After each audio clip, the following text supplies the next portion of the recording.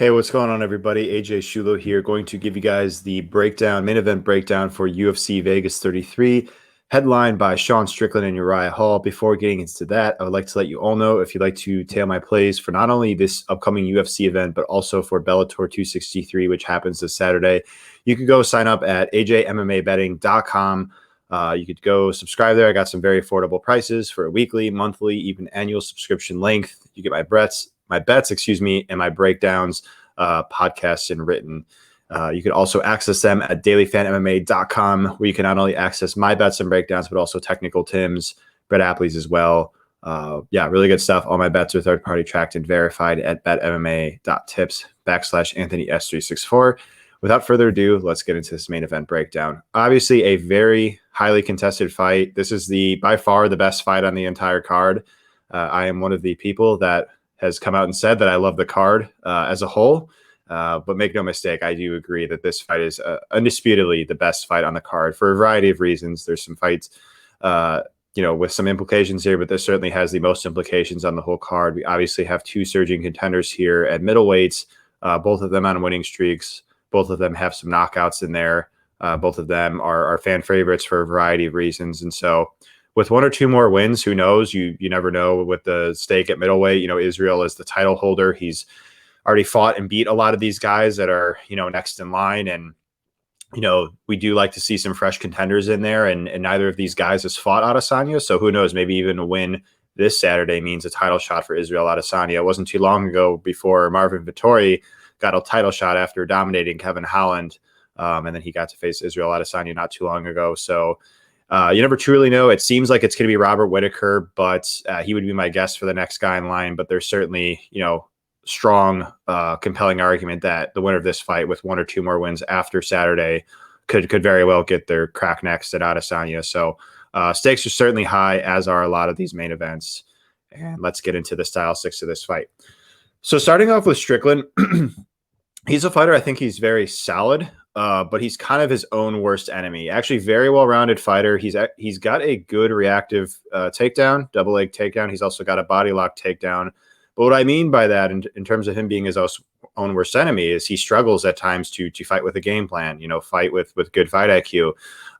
It was so obvious on paper that all he really needed to do to basically get Jack Marshman out of there was go for a takedown, take Jack Marshman's back and choke him out. Jack Marshman, we've seen no longer with the UFC. He's been taken down several times. He's gotten submitted by guys that aren't even elite level grapplers, and he's obviously struggled on the ground. And it would seem obvious that Strickland would come in with that sort of game plan, but what does he do? He's out there brawling with Jack, screaming, "Come on, Jack," in the middle of the third round, while the two are brawling with his chin high, and he gave Marshman every chance in that fight to win the fight, when he could have just gone out there, got a takedown, and just made it a super easy fight by getting a tap in the first round. Yet he didn't choose to do that. That is what I'm talking about with the fight IQ of Strickland, because that could happen in this matchup too. Hall is not a great defensive wrestler or grappler. He's not a bad one, but he certainly could be exploited there. And I'm not even expecting Strickland to go to that game plan here. I'd be thrilled if he did.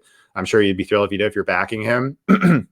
But make no mistake, it wouldn't make a ton of sense for him to try it all of a sudden here against Hall when he didn't do it against Marshman. Maybe he said after the fact that he wanted to get some rounds, some time. It still just didn't conceptually make sense.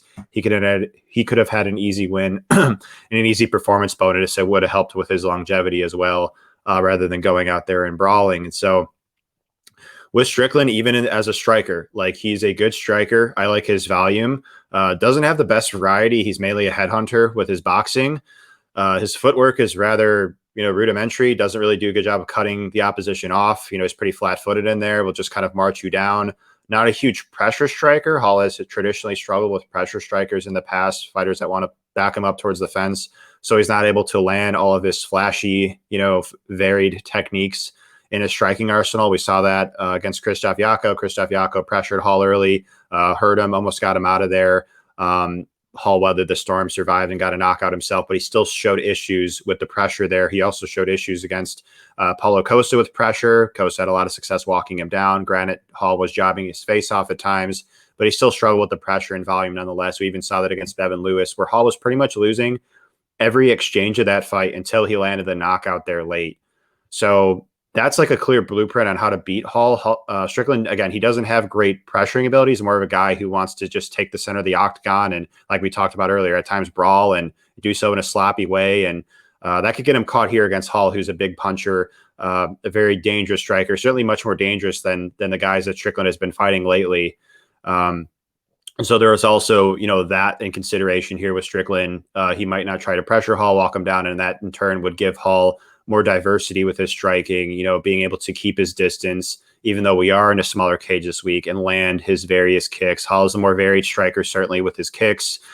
He's better at fighting at distance, just with his range. I'd say his straight punches are better, but I got to trust Strickland to win the aggregate of the striking exchanges because of his volume, because he is more durable of the two. Hall gets hurt quite often in fights. He's been stopped via strikes a few times in the UFC by Mousasi, by Costa, by Brunson. But he's actually gotten hurt quite a few times outside of those fights, even fights he went on to win. Bevan Lewis, in his post-fight interview, he went on record and said, that he almost went down there, almost got stopped, in other words. Against Antonio Carlos Jr., looked like he got hurt badly in the opening exchange. It's just, and these guys aren't even the biggest. They aren't even the biggest power punchers, right? Bevan Lewis didn't register any knockdowns in the UFC. Antonio Carlos Jr. doesn't have any knockdowns or knockouts in the UFC, right? So that's a big concern for Hall, just in general. And I also mentioned the Krzysztof Jotko fight. Krzysztof Jotko, not a big puncher, almost got Hall out of there, hurt him.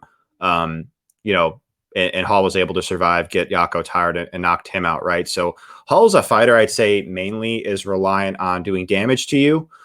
He could do enough damage to swing rounds, like against Antonio Carlos Jr. Carlos Jr. dominated Hall with control, had back mounts on it, took his back for several minutes there, but Hall was able to convince two of the judges that he won 2 rounds because of the damage that he made, that he was just landing the harder shots. He was a better striker.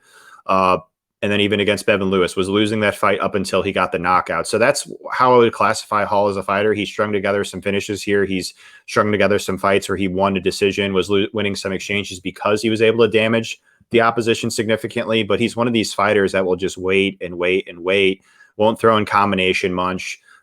He's got big power in that right hand. He could counter well, but he just, takes a little while to get going. He starts slow in fights.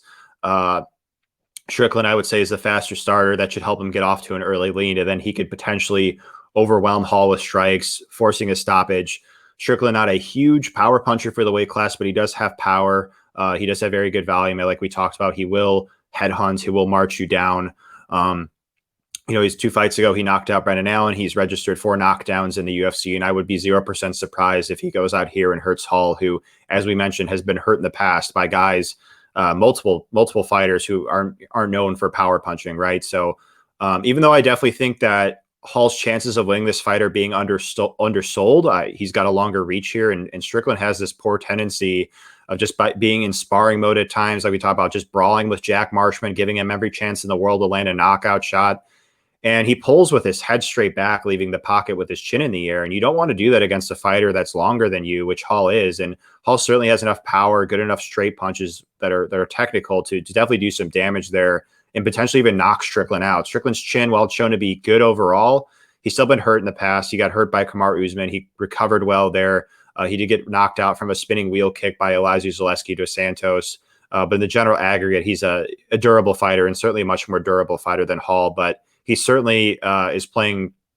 He's certainly, asking for trouble there with that tendency of just backing his head in a straight line with his chin in the air against a guy like Hall, who does have that one hitter quitter type power. So the way the fight, that's the makeup of the fight. Like, Strickland should be winning the aggregate of the exchanges just based on his volume and based on the fact that he's probably the guy that is probably, more successful in terms of like taking this out of the octagon. Likely to be hurt less, and then it'll be on Hall to capitalize on these big moments. It'll be on Hall to make the most of the exchanges that he has, where he's able to keep Strickland at kicking range, where he's just a more willing kicker. Is Hall, with just, he's got better kicks. Strickland just rarely throws them. He mixes in some low kicks at times, but for the most part, he's a headhunter with his boxing, and so it'll be on Strickland to force the pocket exchanges and make sure that he doesn't get caught as he leaves the pocket with that flaw that we talked about. So I definitely do think that Hall's chances are being undersold. Wouldn't be surprised if he won, but I do agree with Strickland being the favorite because he is a better striker, in my opinion. And even though I'm not going out, even though I don't think he's likely to go out here and be counted on for his wrestling and grappling, he does hold those advantages by a clear margin. Should the fight go to the ground, he can maybe take Hall's back. He could perhaps control him, perhaps even finish Hall on the ground. Just watching Hall defend at times, gives up a lot of guard passes. He did so against Whitaker, got finished on the ground by ground and pound by Mousasi. Just hasn't shown the best defensive grappling at times. It's gotten better through the years, his Hall, but he's still not an elite defensive grappler by any means. He only holds a Brazilian Jiu-Jitsu blue belt from memory. So again, I'm going to side here with Sean Strickland to win. I think he's the rightful favorite, but I am not counting out Hall in this matchup by any means. I think he has a chance to win for sure. I consider him a live underdog. And yeah, that'll do it for the breakdown. I appreciate you guys so much.